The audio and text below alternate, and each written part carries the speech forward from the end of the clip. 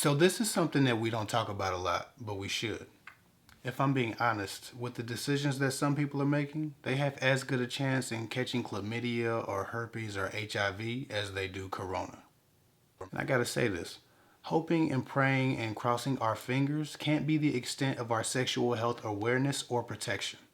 I'm always trying to create an air of caution in my videos about protecting yourself or making smart decisions or having good judgment and so on. I do what I can to try to uplift and motivate people away from desperation and hasty decision making, away from reckless abandonment while dating. As many of you know, I'm a dating and relationship coach. So I talk to people on the phone quite a bit about their dating and relationship woes.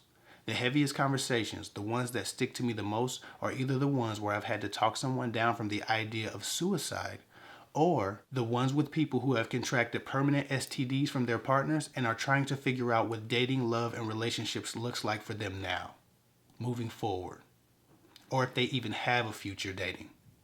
Many struggle with the idea of being unlovable or damaged goods. Fears of romantic ostracism causes them a great deal of anxiety. They contact me for perspective, trying to figure out how to proceed, if they have a dating future at all, and if and when to tell someone that they've contracted something that's going to change the way that they are thought of.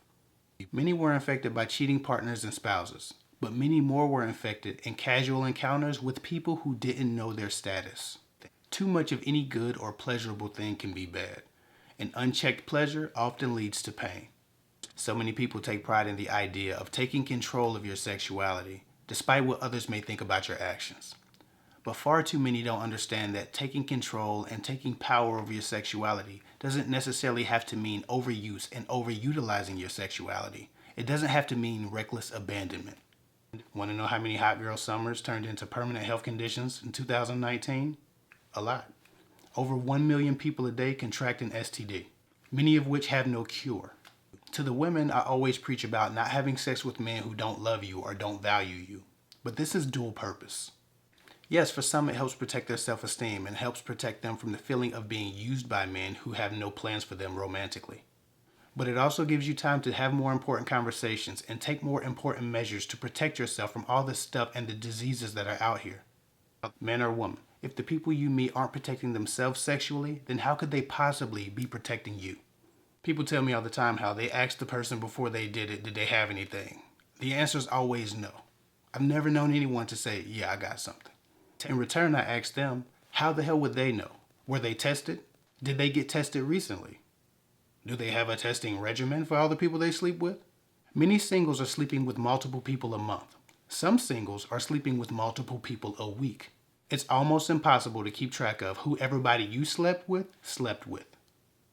First date hookups are common, and a lot of people are exchanging names on the way out of the bedroom. Many don't exchange names at all. Hell, every year there's some tragic story somewhere about a person with HIV knowingly infecting dozens of people on purpose. Even more scary are the numbers of people contracting STDs every day because they don't know their status and they're with people who don't know their status. It's all fun and games until it ain't. And to be quite honest, most sexually active people aren't really having that conversation because it's uncomfortable, let alone getting tested. There are people who do this: to flush a public toilet at the club, but then leave that club with an alluring stranger and have unprotected sex. To me, that's as disgusting as that toilet seat licking challenge that came out a while ago. Studies show that 51% of people don't get checked because they're too embarrassed to talk about it with their healthcare providers. Many don't want to be seen at those clinics, and they don't want to have a chat with strangers about their personal business. It's awkward. I get it, but you still have to know your status and know the status of your partner. You still have to protect yourself. Letsgetchecked supplies home testing that helps you do that. They take the awkward out of testing. They deliver the test straight to you in discreet packaging for next day delivery. You collect your own sample and send it back, and your confidential results are available within 2 to 5 days of them receiving your test. A nurse will then contact you and give you a consultation over the phone.